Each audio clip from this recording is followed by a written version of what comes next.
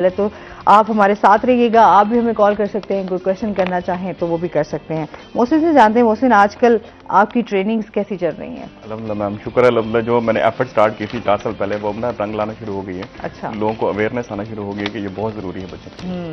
अच्छा, जाहिर सी बात है क्योंकि हम लोग इस पे बहुत ज़्यादा बात करते हैं एजुकेशन को लेके। हमेशा यही बात होती है कि जो हमारे बच्चे हैं उनको सही डायरेक्शन मिल सके, क्योंकि एजुकेशन को लेकर लोगों के बहुत ज़्यादा मसाइल रहते हैं, स्पेशली हमारे बच्चों के, कि बच्चों ने एक्चुअली करना क्या है। और फिर जब पेपर्स आ जाए, तो पेपर्स जब भी आते हैं, मैं तो हमेशा कंफ्यूज रही जब भी पेपर्स आए, तो उन पेपर्स में यही टेंशन हमेशा रहती थी कि यार पेपर करना कैसे है। एक तो हमारा जो रट्टा सिस्टम है वो बहुत ज़्यादा आम है कि जब पेपर्स आने वाले होते हैं ना एंड पे, तो फिर हम सारी बुक्स का मुताला जो है वो शुरू कर देते हैं।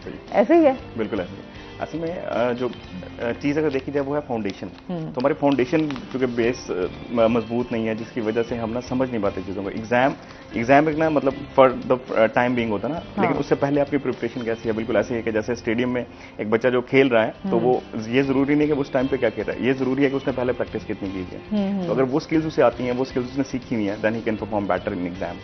तो ये सबसे ज्यादा, और टेंशन तो ऑब्वियसली होती है, और मुझे लगता है कि बच्चों से ज्यादा ना पेरेंट्स को टेंशन होती है। तो मेरा जो मैंने मोटिव स्टार्ट किया है, वो पेरेंट्स को एजुकेट करने के हवाले से किया है कि आप उन चीज़ों को समझें कि जो हमारे बच्चों में, जो हमने नहीं सीखी थी, तो हमें चाहिए कि हम अपने बच्चों को वो सिखाएं।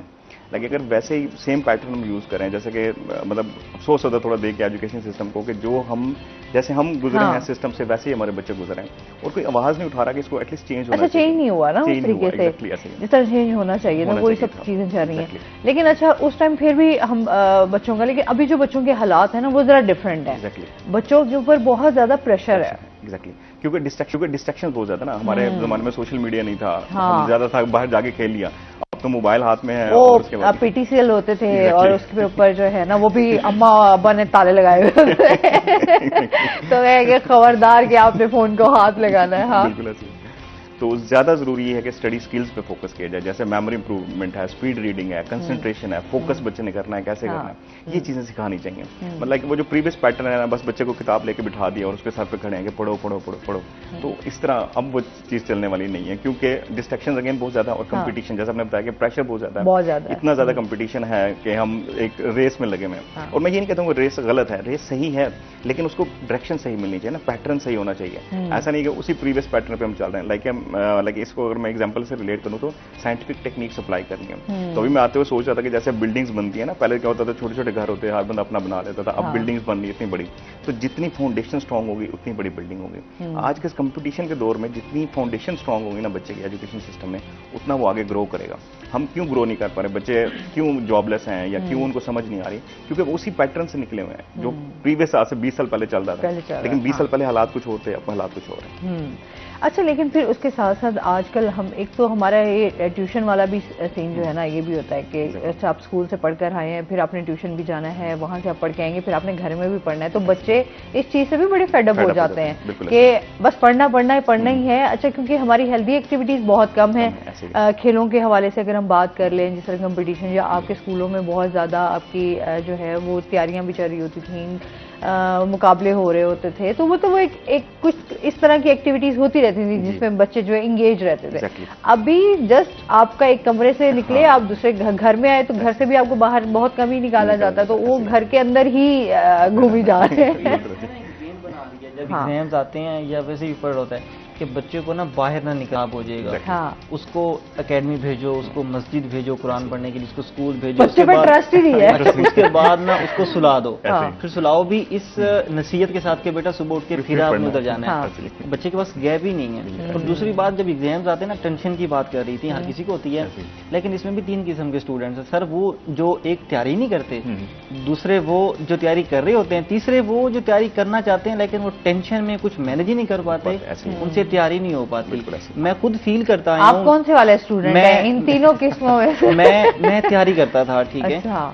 मैं पहले मैं इस चीज में था, एग्जाम्स आए, टेंशन जहन पर सवार की और कुछ तैयार ना कर पाया। फिर मैं खुद इस चीज से निकला। अब मैं फील करता हूँ, मैं खुद टीचर भी रहा हूँ, मैं फील करता हूँ कि स्टूडेंट्स को या टीचर्स को या पेरेंट्स को एग्जाम डेज में बच्चे पर नजर रखनी चाहिए, उसकी चीजों को खुद मैनेज करवाना चाहिए, उसको हौसला देना चाहिए कि बेटा इतना सिलेबस है, इतना टाइम दो, इस तरीके से तैयार करो। लेकिन ये चीज नहीं होती, वो बच्चा टेंशन में सारी तैयारी खत्म कर बैठता है। अच्छा, टाइम से ज्यादा ना टास्क के ऊपर फोकस हो जाए। हमारा ये भी एक बड़ा आलमी है। हम हमारे जमाने में ना पेरेंट्स टाइम पे फोकस करते हैं, कितने देर पढ़ा, 5 घंटे पढ़ा, और हमारा फोकस भी टाइम पे रहता था। अच्छा 3 घंटे बाकी रह गए हैं, 2 घंटे बाकी, 5 मिनट रह गए, फिर खेलने। चलो 1 घंटा पढ़ लो बेटा, चलो 2 घंटे पढ़।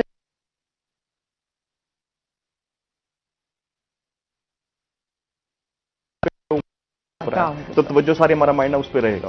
तो ये भी एक है पेरेंट्स के लिए, कभी ना ये ना कहेंगे इतनी देर आपने पढ़ना है, इतना काम आपने करना है, वो हो गया तो उसके बाद कैसे स्टूडेंट हमारे ऊपर सख्ती बहुत ज्यादा थी।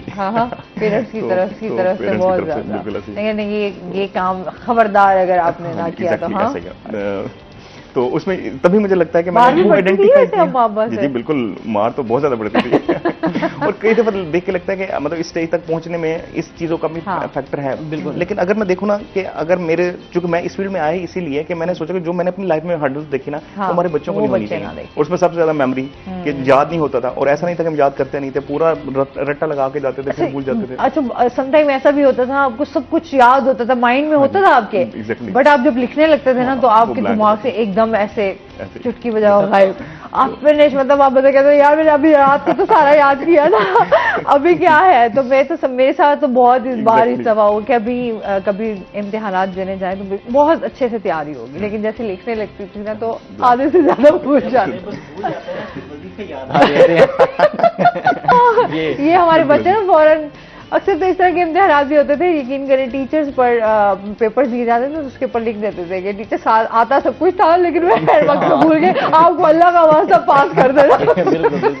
तो इस तरह की भी बड़ी मजेदार चीजें जो है वो स्टूडेंट्स करते रहते थे। ऐसे आपने वैसे कभी किया? स्टूडेंट मैंने कॉलेज लाइफ में किया था, मुझे एक ऐसे में प्रॉब्लम आ गया, मैंने नीचे लिख दिया सेकेंड ईयर में। लिख दिया मैंने। मेरे टीचर फ्रेंडली थे, वो ना उर्दू के इसाक राय साहब थे कॉलेज में।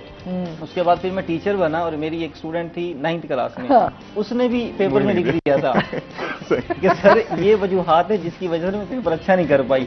आप मेहरबानी कर दीजिएगा। तो फिर आपने की या नहीं की, सवाल ये है। नहीं, मैंने भी नीचे ना, मेरी आदत थी, मैं जब स्टूडेंट्स को पेपर रिटर्न करता था ना, मैं ऊपर एक कमेंट लिख देता था कि ये चीज, मैं सख्ती नहीं करता था,